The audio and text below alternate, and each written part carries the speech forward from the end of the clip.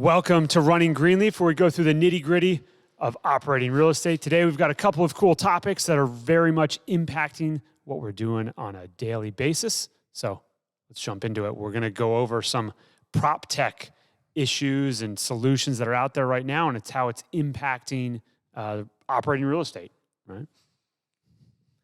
So a couple of things, we look at technology, and there's always this push to adopt as much technology as possible. Sometimes it seems like it's good. Other times it seems like it's kind of just a giant pain in the butt. Right? Yeah, I remember when we started off in property management, we were literally going door to door, taking cash, going to the bank right afterwards, and keeping kind of always a stash of cash in the back of the car for change and all that stuff. And it was mind blowing when we first onboarded Buildium, and then people were paying online. But the transition from like a cash collection to pay online, that took months.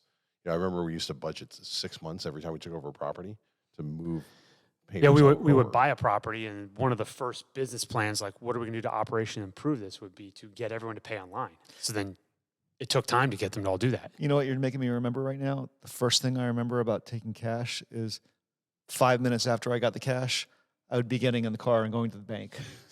Yes, the driving back and have forth to the that? bank. Oh yeah, We had 30 grand of the monthly collections in the back of your car. Yeah, it's like- you were running. Yeah. I just did not want to leave any money in the office. I mean, forget, with tenants and other people, but like, hey, the tenant's going to realize I just gave him $1,000. I'm going to come back a little bit later and see if I can get it back.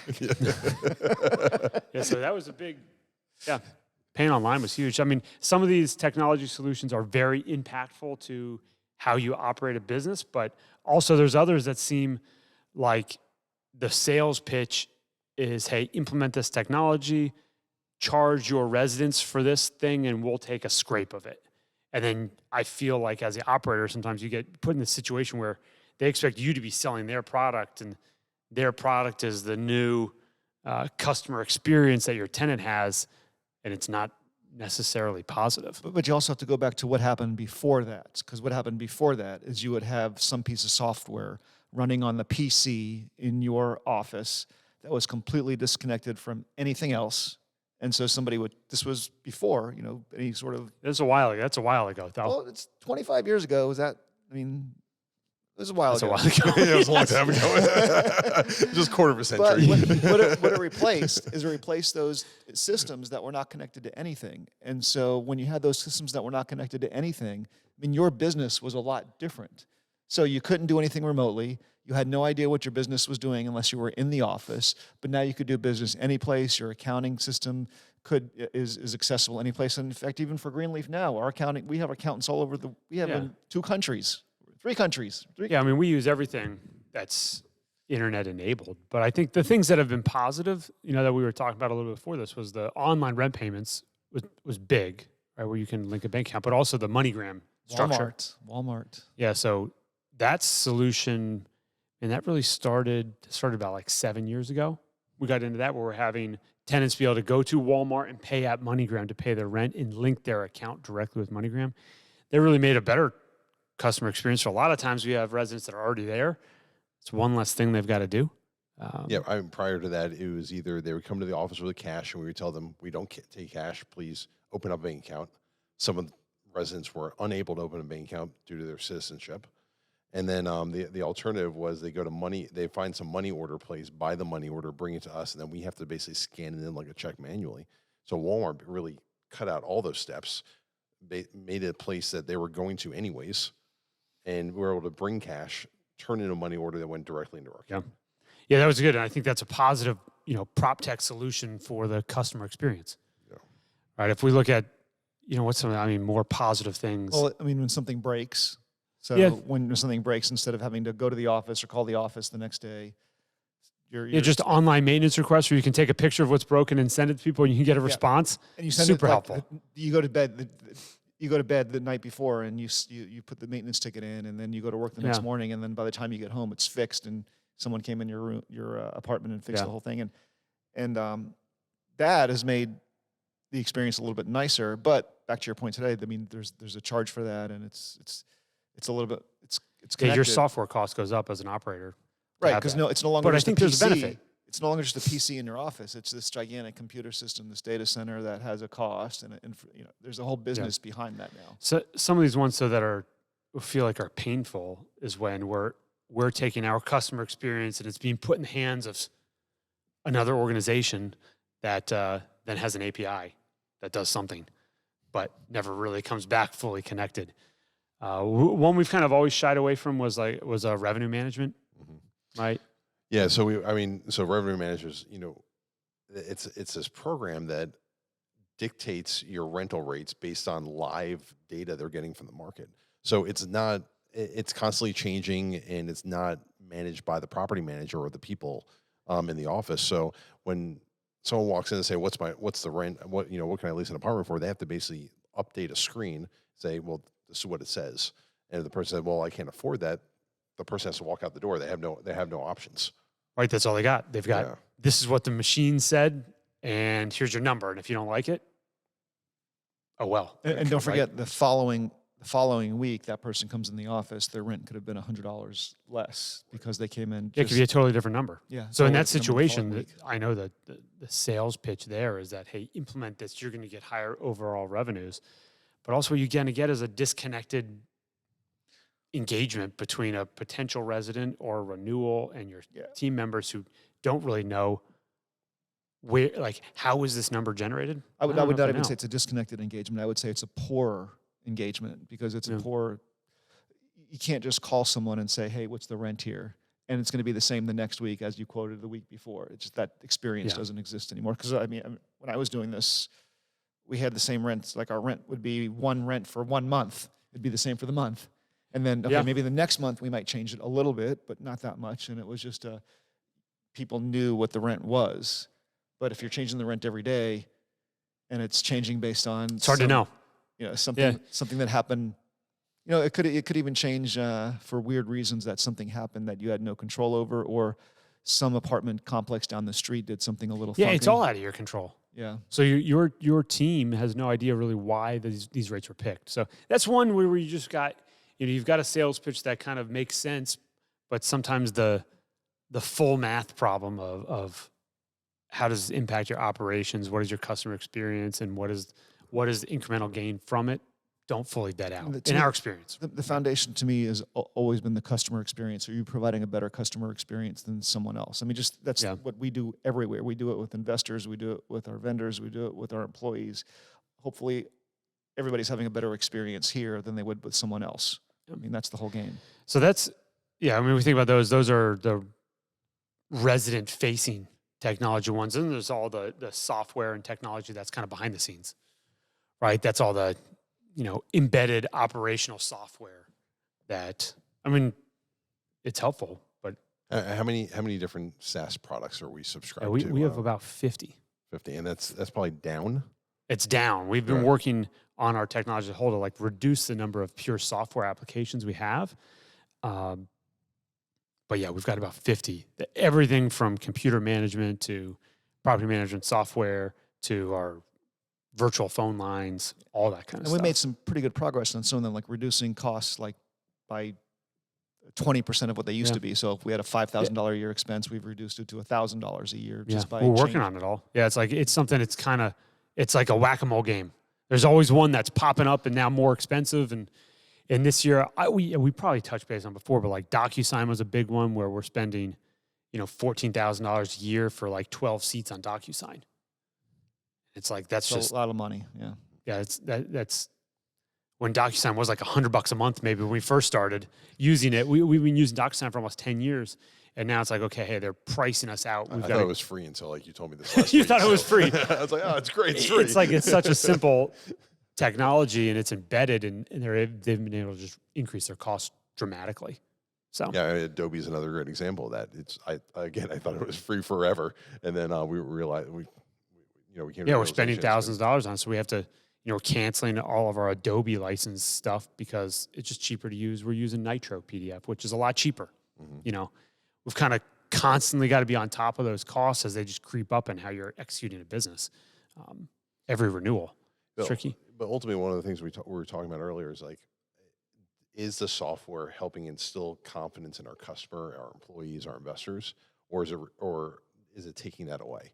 And so the example of the Walmart MoneyGram, by bringing these two ginormous brands under our umbrella, Walmart and MoneyGram, aligned with Greenleaf, that were accepting payments, that instilled a lot of customer confidence.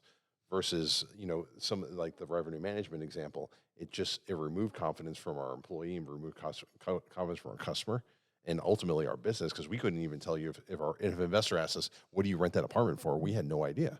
We would have had no idea if we ever used it. We could never get around. We Right. did the full math equation on the impact, and we just couldn't get there with it because, they come to you and ask you, hey, what are your rents? Like, I don't know.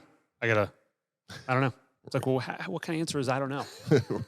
I don't think any manager's like, hey, what's the answer to this? I just don't know. It's like, okay. I got to remember that. Yeah. We just have to be able to answer the question. Yeah. Having some kind of answer is good. But so that's one, it's got to be a positive experience that's coming out for the stakeholders in your business if you're going to use software, and it can pretty quickly be negative experience and you not fully realize it. Yeah, like even in our Google email Google did that with us. So Google, Yeah. We've been using Google products since we first started the business. We never had a legacy email provider. We were always with Google, and recently Google sold their billing of their Gmail suites to a company called Upcurve, or I hired Upcurve or whatever, but Upcurve then changed. It used to be you'd pay for however many email addresses you had monthly, and Upcurve was like, hey, we could fix this. We'll just charge it for the year. So you sign up for a year with the email address, and even if you don't use it or you shut it off, you still got to pay the annual amount. It's not like a month-by-month contract anymore. So now our experience in operating with Google is we have email addresses we've canceled that we still have to pay for 11 more months, Right. whether you use it or not. Well, our experience then became a worse experience rather than an improving experience there. Yeah. So it became worse because of that. And do they care? I don't know if they care. No, because probably not. Because it's back to, a little bit of a monopoly, maybe you can call that. I mean, there's how many email providers? It's still pretty easy, but it's like, there's like, Microsoft, there's Google. why are they taking advantage of that? How many email providers are there that could handle like It's probably a SaaS zillion email? of them, but moving is hard. Yeah. They're embedded. It's very hard. Yeah. So Maybe there's a Nitro email tool. Nitro email provider. I think, people make solutions that are significantly cheaper and do pretty much the same thing. Then it's going to have to be time to move over to any of those kind of solutions. I want to be on vacation when you guys move email providers. When we move email providers, I so think. could you just give me a little bit of warning on that? I think everyone wants to be on vacation if we're going to move email providers. Everyone's like, how do we take that time frame off? Oh yeah, and that's an important point, because when we migrate off of one tool to the other, we're experiencing this right now. But when you migrate off these tools, they don't want you to migrate off them, so they don't necessarily make it easy for you to migrate off them either. Oh yeah, no. And so like when you have one tool that you're using, like a DocuSign, they're counting on the fact that it's just too painful to move, and you don't want to go through that pain. Yeah. And that's part of that's part of the business. Yeah, that's what makes it sticky. Yeah. So you've got to be open as a business and be like, look, there's going to be challenges. You've got to go through them to save that money. Right, we're going to have this pain point to go through that new system, but it's going to cost us this much pain with this much benefit at the end. Yeah, And it's a little bit of a principle too. Oh yeah, when you're held hostage by a software provider. Yeah, absolutely. Oh Yeah, it's like, forget it. Yeah, because we've been held hostage by some Yeah. software providers. Yeah. So this kind of, let's go to the next one. We've been looking at apartment deals, right? We've had a little bit more time because there's less deals kind of out there in the market as a whole, but we've been looking at some apartment deals. It's been pretty interesting as we kind of go through and again, going back to saying, trusting the math and putting everything into the math and making sure the numbers actually work. And also not only trusting math, but understanding, early on we were buying apartments and we were turning them around. We knew what we could control and what we could not control. The literal way we show that is in controllable and non-controllable expenses. The less literal way is like, if rents are 600 and we know the market's say 1,000, we know that we can go, by upgrading the units, by making them nicer, we can get rents higher. When we're looking at some of these new deals, like the one that we looked at recently, revenue per unit per year was $14,000 and expenses were $12,000. And we went through and kind of nitpicked all the expenses, and all the expenses were really right on track, except for the non-controllables, which were off the charts, which were property taxes and insurance. And it just blew the whole deal up. It was a 90% expense ratio deal. There was nothing we could really do about it. And, what do you do with a deal like that? Yeah. So not only we've hammered on taxes and insurance being higher and higher and higher. That's not changing. But then it's also all the operational costs that are leading into that and getting to 90 plus expense ratios where we look at a deal and we underwrite it, put our numbers in place, and we're getting 4 basis points of cash flow. Not 40 or not 400. Here 4. it is. You ready for this one? We're going to start a property tax-free state in the U.S. What do you guys think of that? I'm gonna take a nap. I'm out. Isn't that called Puerto Rico? Yeah. We need to move the business to Puerto I Rico. think it's income tax. I don't know where the property That's tax federal. is. Oh yeah, yeah. Does Puerto Rico not have property tax? I'm assuming they have property tax. I don't know. Usually the states without income tax have really high property taxes, like Texas and Florida. Yeah. No, but Florida's a tax-free state. Let's not go there. Oh, the fans. Fans of Florida. I have property taxes and property insurance to pay in Florida right now, and I can tell you it is not an income tax-free state. The income tax is taken out in your insurance, property taxes, and so on. So this whole thing, when people start to go on this income tax-free state, it's not an income tax-free state. It's just taxed differently. Yes. But no, I mean the margins. We just looking at multifamily deals that are out there right now. The margins are super compressed. Yeah, and we're actually seeing a good amount with assumable debt with decent terms on the debt. It's just the debt is so high, the interest cost is so high that there's no room to work with it. And what was the metric you gave? It was a gross revenue of this top line number, and at the end, the cash flow was, what was the number you gave? We got to like 4 basis points, literally 4 basis points. But it was just like it was not even like that's just less than a 1% return on your actual cash, like less than 1%. So you might as well just put your money in the bank. Take the money and put it. It's in just the tough. CD. You can put it under your mattress only. You could put it under your mattress and you do better. You wouldn't have the risk. You wouldn't have the risk. You wouldn't have the risk. So you can make more money with the cash on your mattress. We could go into the math debate of what the risk is of having your money under your mattress, but your risk might be higher doing that. But yeah, no, I mean, this margins just being super tight. Over the past, let's say like 5 years, that kind of lesser fool strategy of there's a lot of just flipping in the multifamily space of you buy something, do a little bit of something to it, and then sell it to the next person. You shouldn't put this on a video because somebody might. I think that was pretty well known. I don't think that is any kind of secret. So they won't be watching this video. There's no secret sauce behind that one. I mean, that's why you're seeing apartment deals that would be held for 6 months at a time.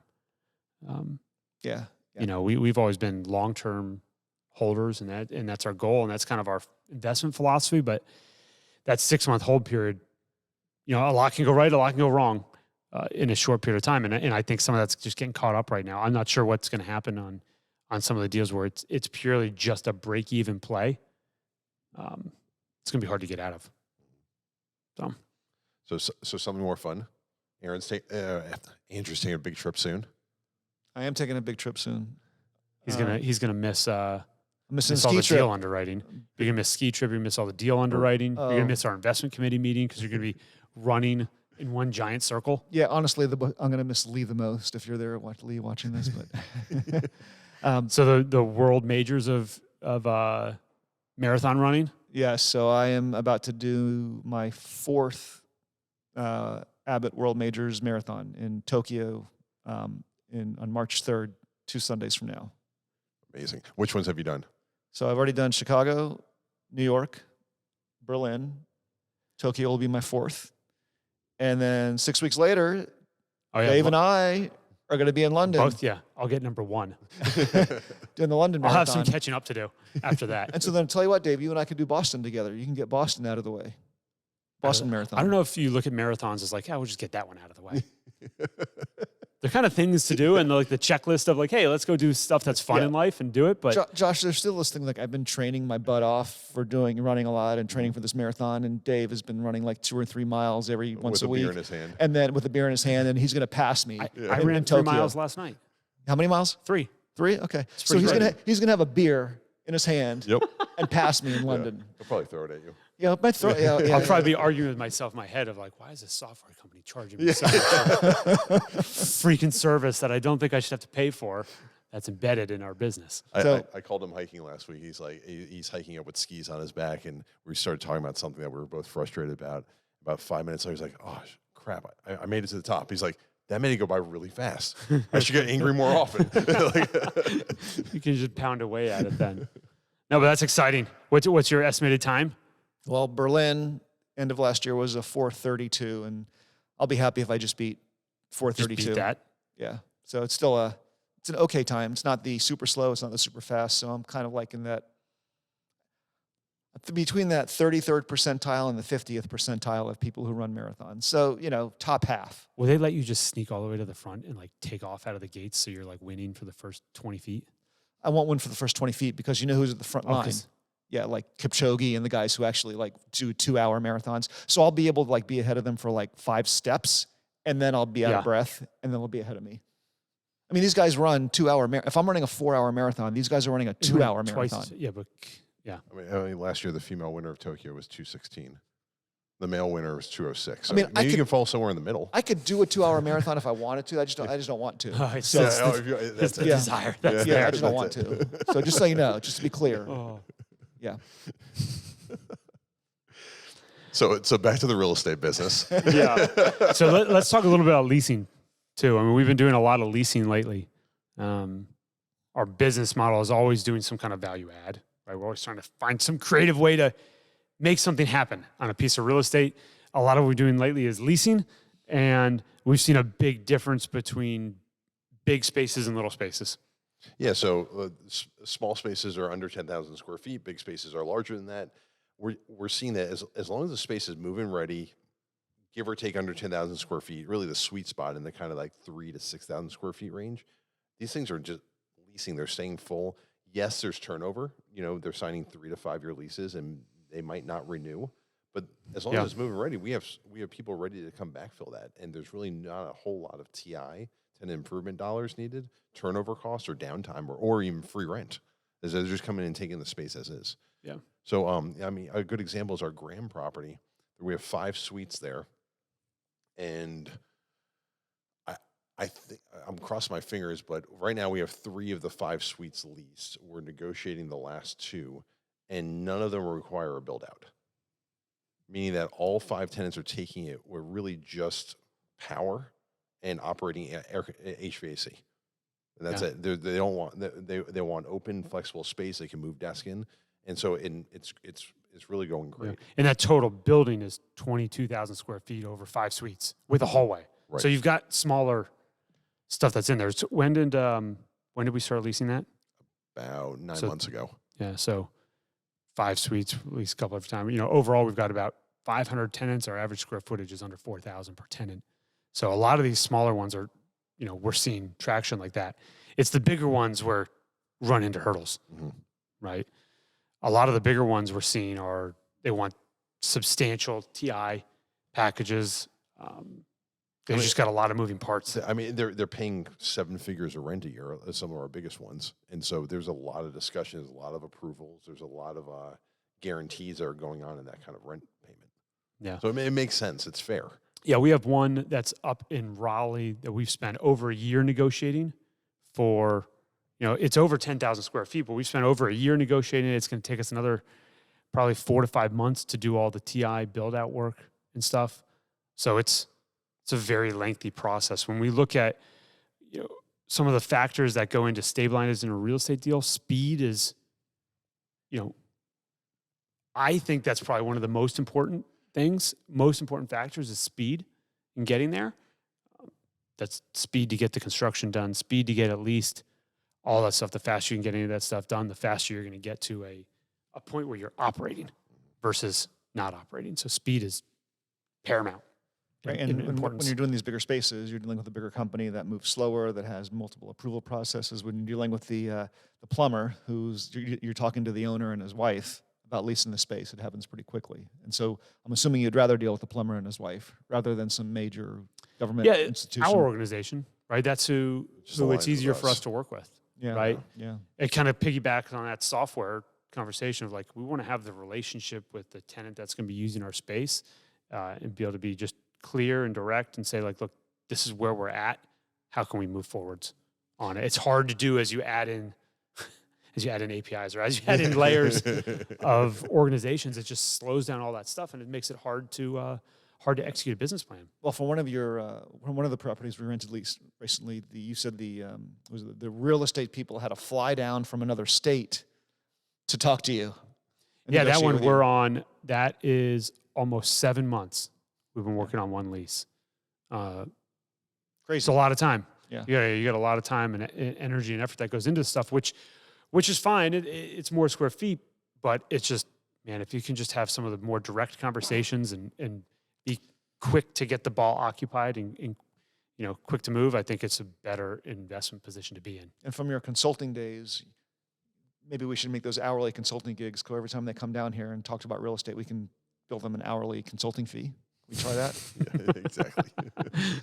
But a good example of one of these small tenants. So we have a building right here in Peachtree Corners that had a vacant suite. We've shown it a couple times to larger companies. They dragged their fee. It was lots of discussion. It's been vacant for about 9 months now. And recently we had someone come up in the last 30 days. They wanted to put like a car simulator, play video games, but in a car simulator. Within 30 days, we basically agreed upon an LOI, signed a lease, and they're really moving in within 30 days and starting to pay rent immediately. So it's exciting to see that action and movement. It builds a lot of confidence with the team and the operations and the investors in the deal. Yep, it's a much better outcome. And by the way, I watched Gran Turismo. I think it was filmed. The movie? Yeah, the movie. It's on Netflix. It was 2023. It told the story about like sim drivers, the best sim drivers in the world. They put into real cars and put into the circuit. Really, really cool movie. But anyways, that's what he's basically doing is simulated driving. Yeah. It's pretty cool stuff. Yeah. Maybe he'll be an F1 driver. Yeah, maybe. One day. Yeah. Cool. All right. Well, that's what we're seeing in the market right now. Hope it's helpful. We're gonna get back to work though. We got a bunch of software contracts we got to go renegotiate this week. That's where we're going. We got to go on month 8 and month 9 of those lease negotiations now, right? Yes. Okay. All right. Yes. Sounds good. See you later, everyone. Bye. For more tips on operating and investing in real estate, please check us out at greenleafmanagement.com or find us on YouTube and Spotify.